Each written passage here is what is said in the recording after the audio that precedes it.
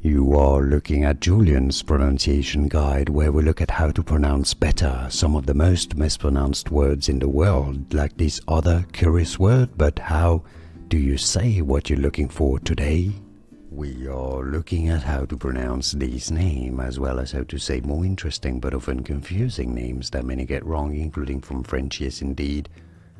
The name of this disease was named after a French physician. For reference, in French it is said as Meniere, Meniere. In English, therefore, you could say it as Meniere, Meniere, and now you know. Here are more videos on how to pronounce more confusing words and names too many mispronounced. Like this video if you found it useful. I appreciate your support. I'll see you soon, and thanks for watching.